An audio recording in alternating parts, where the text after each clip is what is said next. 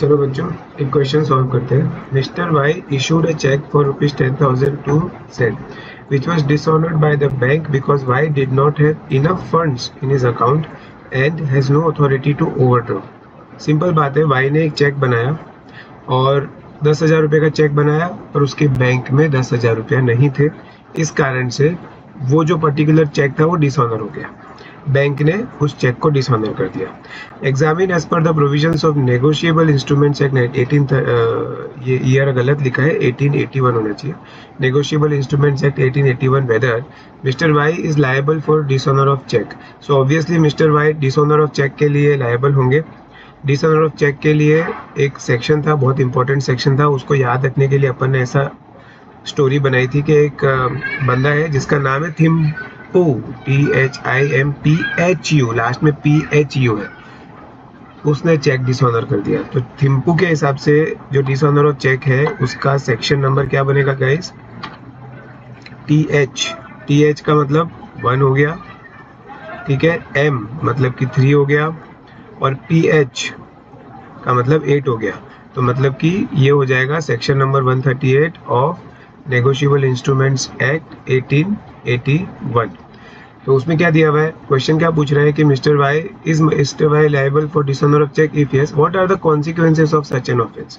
तो हमें बहुत अच्छे से पता है कि सेक्शन 138 के अंदर क्या दिया हुआ है कि अगर डिसऑनर ऑफ चेक हुआ है तो या तो इम्प्रिजनमेंट हो सकती है जो 2 इयर्स तक जा सकती है, या फिर फाइन हो सकती है विच में extend to twice the amount of cheque. मतलब कि इस पर्टिकुलर केस में twice the amount of cheque मतलब कि 10,000 into 2 is equal to 20,000 rupees तक की पेनल्टी लग सकती है, या फिर दोनों मतलब कि जेल भी हो सकती है, इम्प्रिजनमेंट भी हो सकती है और पेनल्टी भी लग सकती है। इम्प्रिजनमेंट कितने पीरियड तक की हो सकती है? 2 इयर्स तक की हो सकती है। फाइन कहाँ तक लग सकती है? ट्वाइस द अमाउंट मतलब 20,000 तक लग सकती है, या फिर बोथ। तो फर्स्ट क्वेश्चन का तो ये आंसर हो गया। सेकंड क्वेश्चन क्या पूछ रहा है, what would be your answer if Y issued a cheque as a donation to mister Z, as a donation to mister Z. So basically section 138 donation वाले पार्ट में एप्लीकेबल नहीं होता। तो हमें ये सेकंड वाले पार्ट में इस तरह से मेंशन करना है कि जहां पर भी डोनेशन की बात आती है, डोनेशन वाले जितने भी मैटर है वो outside the purview of section 138 है। इसका मतलब जहां पर भी डोनेशन से रिलेटेड कोई केस होगा तो सेक्शन 138 नहीं लगेगा।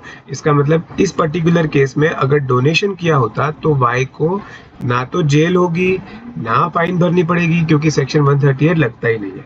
क्वेश्चन नंबर 1 के लिए अपन ये वाला पॉइंट बताएंगे कि उसको जेल भी हो सकती है, फाइन भी लग सकती है, और सेकेंड पार्ट के लिए हम ऐसा बताएंगे कि अगर डोनेशन के लिए था तो वो outside the purview of section 138 है, वहां पर उसको जेल भी नहीं होगी और उसको पेनल्टी भी नहीं लगेगी, क्योंकि वहां पर सेक्शन 138 एप्लीकेबल नहीं होता है। इसका स्टैंडर्ड आंसर भी मैंने व्हाट्सएप पे डाला है, आप लोग उसे देख लीजिएगा।